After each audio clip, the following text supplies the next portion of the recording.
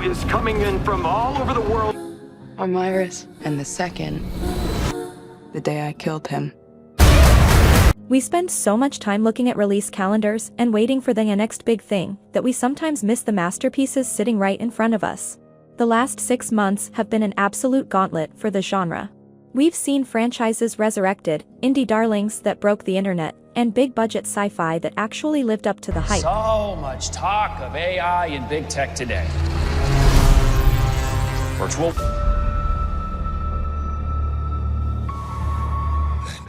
If you're looking for something to watch tonight, no waiting, no trailers, just full movies, this is your list. I've rounded up the 10 best zombie, sci-fi, UFO, and post-apocalyptic films that have dropped recently. Dad, have you seen this? Have you seen this? We're kicking off with a film that proved screen life movies aren't dead, they just needed a bigger budget and a better director. War of the Worlds. Released quietly on streaming last summer, this adaptation took H.G. Wells' classic story and forced it through the lens of our modern paranoia. Instead of a Tom Cruise blockbuster style, this version, produced by Timur Bekmambetov, locks you inside the digital footprint of a family trying to survive the initial invasion. Is it perfect? No. The critics were harsh on the product placement. But for genre fans, the concept of watching an alien invasion unfold entirely through FaceTime calls, news alerts, and hacked security footage is a unique kind of anxiety. It captures that specific feeling of doom scrolling while the world burns outside your window. If you want a modern, claustrophobic take on the apocalypse, give it a shot. Wow, Josh. At number 9, we have the film that finally brought this fembot trope into the modern era with a dark, twisted sense of humor. Companion.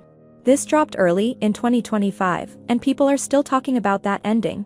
The premise sounds like a rom-com gone wrong. A guy takes his girlfriend on a weekend getaway, only for things to spiral into violence. But the twist is baked right into the title.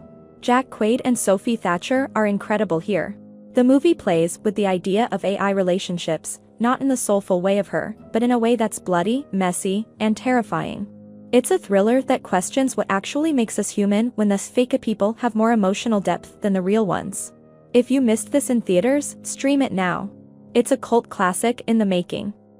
It comes from the largest dinosaurs on the planet. Oh my God.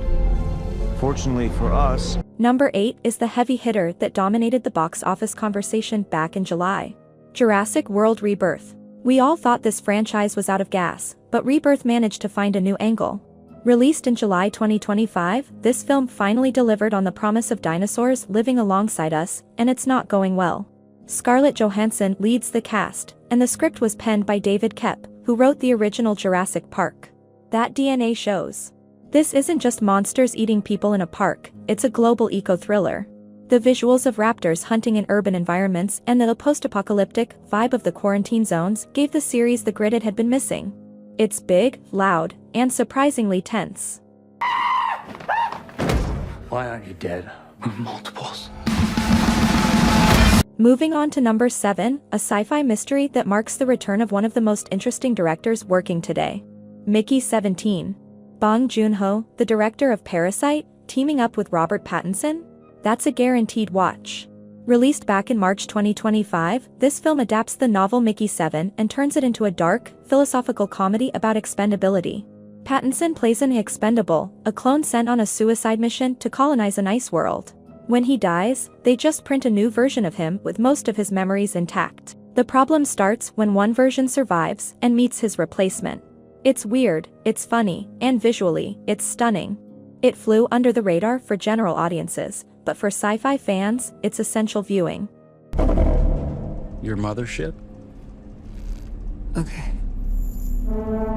At number 6, we have the weirdest, most audacious sci-fi comedy of the year, Bugonia. If you liked Poor Things, you need to see this. Yorgos Lanthimos reunited with Emma Stone for this remake of a Korean cult classic, and it dropped just in time for Halloween 2025. The plot is unhinged. 2 conspiracy theorists kidnap a high-powered CEO because they are convinced she is actually an alien sent to destroy the Earth. It's funny, uncomfortable, and visually bizarre, but it also packs a surprising punch about paranoia and how we see the other. It hit streaming platforms in late December, so it is fresh and ready to watch. It's not your typical alien invasion movie, and that's exactly why it's on this list. I would like you to meet Ares, the ultimate soldier.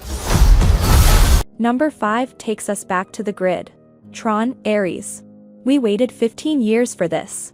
Released late in 2025, Tron, Ares finally took the digital world and smashed it into the real one. Jared Leto plays Ares, a program sent from the digital realm into our world on a dangerous mission. Visually, this is the most beautiful movie on the list. The contrast between the neon geometry of the grid and the gritty reality of the human world is breathtaking. It's not just a nostalgia trip, it advances the lore in a way that sets up a whole new future for the franchise. If you have a good TV or a home theater setup, this is the reference disc you show off to your friends.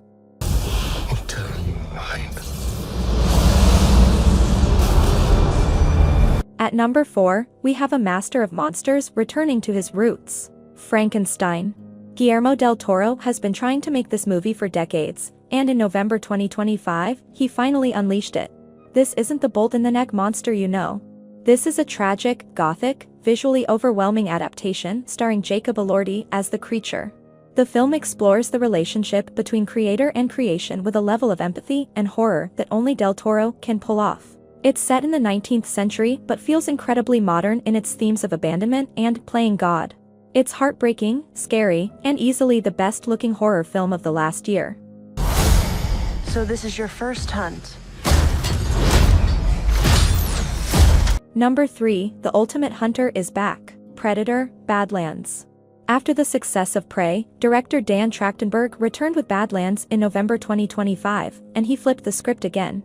This time, the movie is set in the future, and Elle Fanning plays an android caught in the crossfire. This film does for the future what Prey did for the past. It strips away the gadget bloat of the bad sequels and focuses on the hunt. But here's the twist, the movie actually makes you root for the Predator, turning him into the protagonist of his own story. It's bold, refreshing, and the action sequences are some of the best in the entire franchise. What's going on? Jimmy, sit still, keep quiet, and do not move from this spot. We're getting close to the top. Number 2 is the zombie movie we've been waiting 23 years for. 28 years later.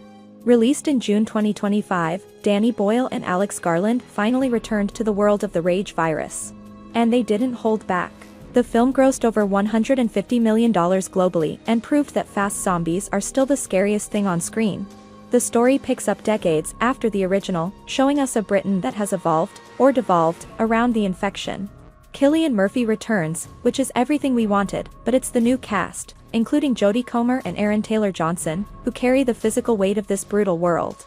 It's visceral, it's loud, and it captures that specific, grainy terror of the original while expanding the scope. If you haven't seen it yet, do it now. I'm gonna come back here and burn this building down. I promise.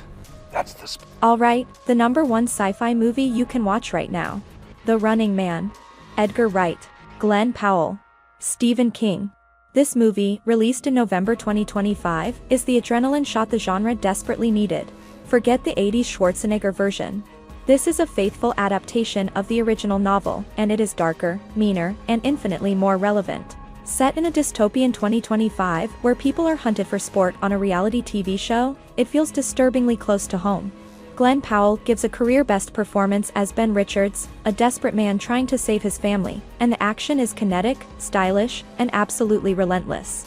It's a perfect blend of social commentary and high-octane spectacle.